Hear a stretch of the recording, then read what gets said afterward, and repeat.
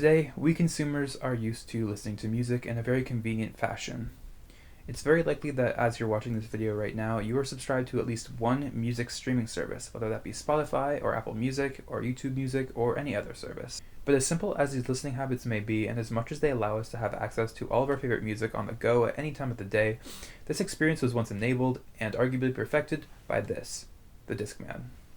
Well, it technically might not be a Discman by name, but it's essentially the same. It's a portable CD player. It's very simple. All you gotta do is pop some batteries in, plug in some headphones, throw in your favorite album,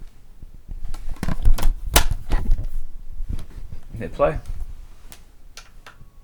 And clearly, the technology ages quite well. I found this here RCA player at the flea market for $5, and I've had no issues at all with the sound quality or the playback, despite the fact that it was manufactured, according to this label on the bottom, in June 1995. The Discman was a portable audio device designed by Sony, a device very similar to their previous technology, the Walkman. What sets it apart from the Walkman, of course, is that rather than cassettes, it plays CDs, which at the time of release in 1984 were an exciting new development in the world of audio. CDs had higher quality, a sleek design, and they opened people's eyes to the future of music listening. Sony's Discman tech pushed forward what they had already pioneered with the Walkman. But unlike the Walkman's staying cultural power, the Discman seems to have faded into a certain extent of obscurity. How does the memory of the Discman live on today? Is it anything more than a representation of the lack of meaning held by technology in a world where it is forced to progress faster than we can comprehend? Does it hold any relevance or value today beyond the simple feelings of nostalgia it may evoke? In this video essay, I will be going over 5 fun facts about this now defunct technology. And my hope is that you, the viewer, will finish the video with more knowledge about this technology than you had going in. I also hope that you can reflect a bit on what is lost when technology such as the Discman is eradicated in favor of streamlining media consumption. I also hope that you can reflect a bit on what's lost in cultural identity when technologies such as the Discman are eradicated in favor of streamlined media consumption experiences, and what we lose when we lose contact with the physical media that has defined previous generations of media consumers. The Discman was initially marketed as a status symbol, as CDs at their inception were not yet affordable to common consumers. The Discman was encouraged for businessmen commuting to work, simultaneously escaping their work and home lives into their own space of revolutionary high-fidelity sound on the go, while also demonstrating to those around them that they're trendsetters with access to the latest, greatest technology. This reminds us of the importance of marketing when it comes to brand new technology. It's often pushed first to wealthier consumers in order to get the message to the public that this is technology that you want to have, something that you should aspire to obtain. This is what makes the tech industry continue to succeed. It's all about status. What the tech represents to society takes focus before thought is given to what it offers. Through marketing, the Discman managed to offset its high price tag with the promise of being a forward-thinking trendsetter, an aspirational figure in your social circles before eventually becoming something more within reach of the average consumer. Does the Discman still hold up as a status symbol today? Probably not, but I'm sure you'd still stand out in a crowd for using one on the go now, and who knows, maybe fellow music connoisseurs will have a bit of extra respect for you.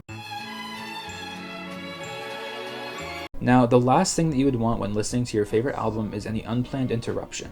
The Discman was initially unpopular due to its tendency to skip or even stop playback altogether when bumped or held at certain angles. This made it difficult for consumers to actually listen on the go, especially those who had come to use the Walkman as a way to listen to music while jogging. However, the Discman still managed to launch into widespread cultural relevance throughout the 80s along with the rise of CDs, and in the 90s mastered the technology due to their introduction of electronic skip protection, which avoided skipping by preloading the data of the disc into the hardware's memory before playing. This demonstrates that it was not exactly a seamless launch for the technology, but listening to consumer demands over time allowed them to cultivate the best form of the device to suit those needs. It reminds us that developing technologies are often perfected through trial and error, and it's often the public communal process which leads them to their final state.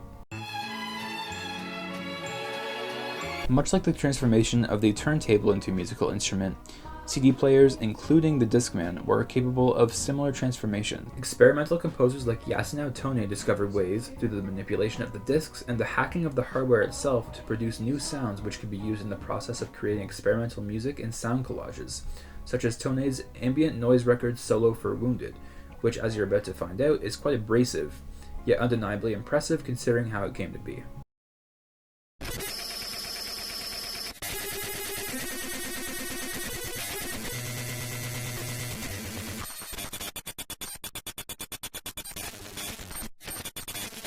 Turning a device used to play CDs into a tool to create new sounds entirely is an impressive accomplishment and emphasizes that the intended consumer purpose of a technology or cultural product is not all-encompassing. Through human creativity, it's possible to use just about anything around us to create new things and find new meanings. Electronic composer and sound artist Nicholas Collins was inspired by Toney's work.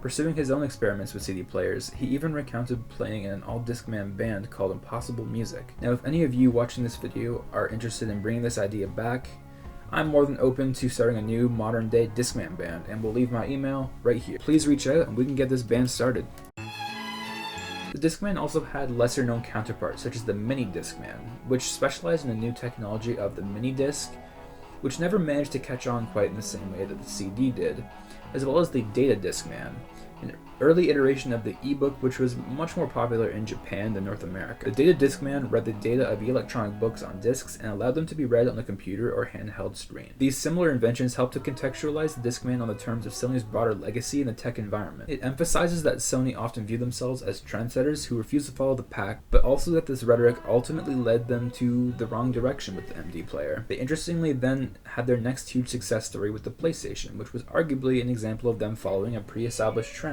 set in motion by the likes of Nintendo and Sega. Maybe it just goes to show that it's not always about breaking new ground in the tech world, but rather sometimes it's about finding new ways to give the consumer what they truly want.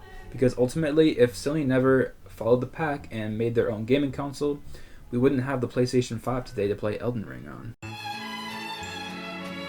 Now, the Discman also made cultural impact through its presence as a sort of emotional tool. Unlike how now most people listen to their music through distraction-filled phones, with the Discman, people could form a connection with the device itself and make fond memories with it, with the physical image of one being a stark reminder of all of one's favorite albums they had listened to, all the times it helped them. The Discman was one of the early ways of creating a private soundscape, a sign of relaxation and well-being, whether indoors, outdoors, or wherever one may end up. The use of a technology is only part of what makes it meaningful.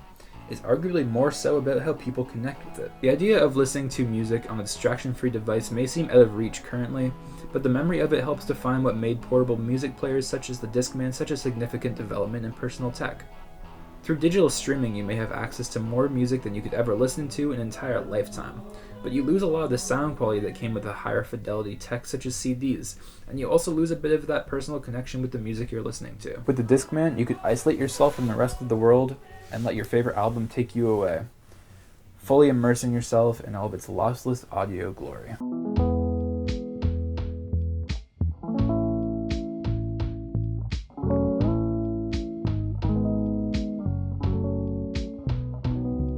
So maybe the Discman isn't as accessible or convenient or relevant as today's media consumption technology, but in the long run, there's a lot we can learn from this device. As our lives are increasingly mediated through the digital sphere, having a material connection to our music may offer more than just nostalgia, but even a certain level of catharsis.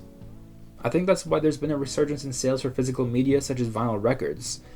But I also think CDs and the technology that we made specifically to listen to these little discs should be getting that same recognition. The Discman is a piece of technology that played an important hand in revolutionizing how we listen to music. It has its own unique cultural identity which deserves to be remembered and preserved rather than swept under the rug and dismissed as an outdated, fading memory.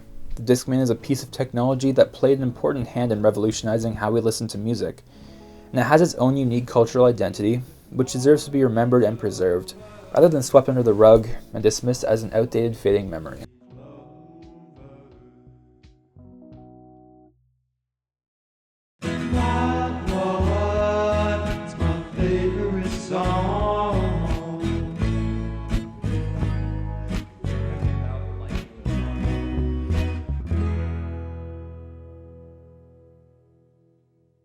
Lossless audio glory.